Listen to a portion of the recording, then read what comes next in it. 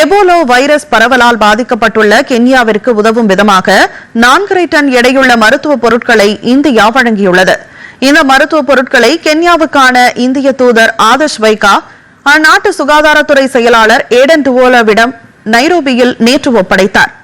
இந்த மருத்துவ உதவியில் தனிநபர் பாதுகாப்பு உபகரணங்கள், மாதிரி சேகரிப்பு மற்றும் போக்குவரத்துக்கான உபகரணங்கள், அகச்சிவப்பு வெப்பமானிகள், முகக்கவசங்கள், உறுதியான பாதுகாப்பு காலணிகள் மற்றும் தொற்று தடுப்புக்கான பிற பொருட்கள் ஆகியவை அடங்கும். மருத்துவ உதவியின் 2வது தொகுப்பு அடுத்த சில நாட்களில் வழங்கப்படும் என்று நைரோபியில் உள்ள இந்திய தூதரகம் சமூக ஊடக பதிவு ஒன்றில் தெரிவித்துள்ளது. ஆப்பிரிக்காவில் எபோலா பாதிப்புக்குள்ளான பகுதிகளில் தயார் நிலை மற்றும் எதிர்வினை நடவடிக்கைகளை மேம்படுத்துவதற்காக ஆப்பிரிக்கா நோய் கட்டுப்பாடு மற்றும் தடுப்பு மையத்திற்கு கடந்த சில மாதங்களில் இந்தியா 45 டன்னுக்கும் அதிகமான மருத்துவ உதவிகளை வழங்கியுள்ளது குறிப்பிடத்தக்கது.